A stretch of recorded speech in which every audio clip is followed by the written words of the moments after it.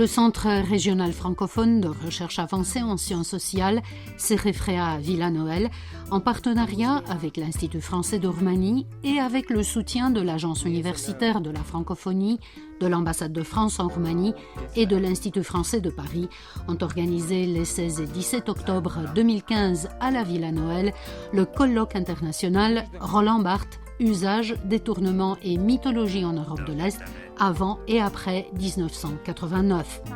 La réception de l'œuvre de Barthes en Europe de l'Est avant et après la chute du mur de Berlin a été l'occasion privilégiée pour ses traducteurs, pour ses exégètes et pour tous ses lecteurs de revenir avec un regard neuf ou bien nostalgique sur les thèmes, les poncifs et les failles des discours idéologiques dominants dans les pays communistes par rapport auxquels les textes de Barthes ont fait figure de trublions. Des interventions très intéressantes ont donné lieu à un vif débat entre les intervenants et l'auditoire. À l'événement ont participé des chercheurs roumains et d'autres spécialistes de France, des États-Unis, de Grande-Bretagne, d'Allemagne, de la République tchèque, de Pologne, de Hongrie, de Croatie, de Bulgarie, de Moldavie et de Tunisie. Pour ne donner que quelques noms, nous rappelons Claude Coste, Andy Stafford, Otmar Rété.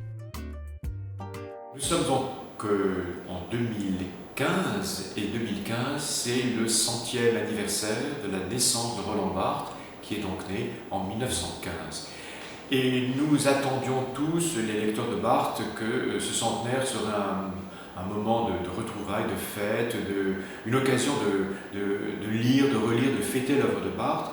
Mais nous ne pensions pas qu'il y aurait autant de manifestations dans le monde, en France bien sûr, mais dans le reste du monde aussi. Et on mesure à ce point, on en est vraiment étonné, on mesure à quel point Barthes est présent, vivant, dans un grand nombre de pays du monde.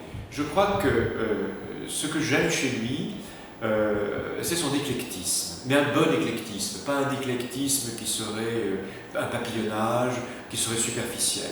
L'idée selon laquelle on peut investir des objets intellectuels ponctuellement, momentanément, changer ces objets, non pas en renonçant, mais en faisant le choix, ponctuellement, momentanément, d'aller dans un sens ou d'aller dans un autre. Barthes était très influencé par Gide, et Barthes disait Gide, c'est quelqu'un qui a une multitude de facettes dans sa personnalité, et il actualise à différents moments de sa vie, à différents moments de l'histoire, parfois même à différents moments de la journée, il actualise tel ou tel aspect de sa personnalité.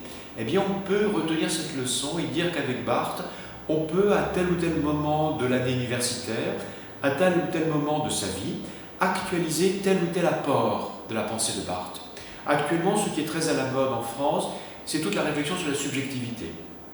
Ma communication à Bucarest portait sur la défense de la démocratie. On peut également s'intéresser au Barthes sémiologue qu'on a un petit peu oublié, montrer que les grands textes de la sémiologie, que l'on dit maintenant très structuralistes, très scientistes, eh bien, peuvent encore intéresser. Donc il y a une espèce de vivacité de la pensée de Barthes qui est précisément liée à son éclectisme et qui est une forme de générosité. Au revoir. Je suis très très content d'être venu en Roumanie, c'est la première fois pour moi. Et ce qui m'a frappé le plus, c'est le fait que la langue française est toujours très présente dans la vie des Roumains et des Roumaines. Nous disons que Londres, c'est la 5e ville francophone du monde. Je crois que Bucarest, c'est le 6e.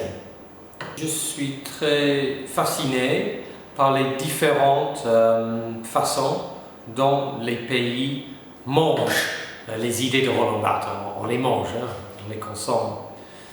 Et donc en Roumanie, j'ai l'impression que l'intérêt pour Roland Barthes passe beaucoup par la critique littéraire, par la théorie de la critique. Et ça, c'est peut-être très différent de l'Angleterre, où nous avons tendance en ce moment à regarder Barthes d'un point de vue écrivain, en tant qu'écrivain plutôt que théoricien. Et le moment théoricien de Roland Barthes, c'était les années 80, où j'ai commencé à lire Barthes en tant qu'étudiant, et les années 90. Mais je crois que depuis le nouveau millénaire, le nouveau siècle. En Angleterre, nous avons tendance plutôt à regarder Barthes, l'écrivain. Comment est-ce qu'il écrit? Quel est son rapport à l'écriture? Et quelle est l'importance de l'écrivain dans la société contemporaine? Mon intérêt pour l'œuvre de Roland Barthes change beaucoup, mais pour l'instant, ce qui me retient dans les idées de Roland Barthes, c'est la dissidence. C'est-à-dire que c'est quelqu'un de gauche, c'est quelqu'un parfois d'extrême gauche, mais qui est très sceptique envers le discours de la gauche,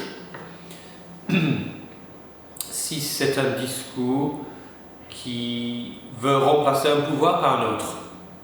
Et donc la dissidence de Roland Barthes, c'est quelque chose à découvrir. Et j'ai beaucoup travaillé récemment sur sa visite en Chine populaire en 1974.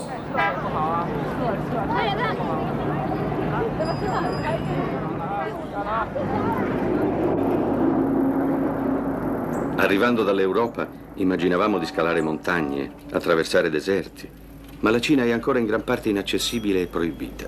Et donc dans le texte de Barthes sur Antonioni, il a beaucoup insisté, non, pas simplement dans China Zhongguo, mais dans tous les films d'Antonioni, c'est ce qu'il appelle l'insistance du regard. Parce que l'insistance du regard, c'est Barthes dit que c'est très important parce que c'est là où éventuellement la transgression pourrait se produire, parce que quand le regard dure, plus que la société veuille, alors là il y a quelque chose qui se passe. Et pour lui, chez Antonioni, il y a cette dimension-là. Et puis pour le film de Zhongguo, c'est encore plus spécifique parce que le regard est inversé. Non seulement il y a la durée du regard, mais aussi il y a les personnages, les gens dans la rue comme ça qui regardent le cinéaste. Donc le regard est renvoyé. Le centenaire de Barthes prouve qu'on lit Barthes partout, vraiment partout dans le monde. Il y a des colloques sur Barthes.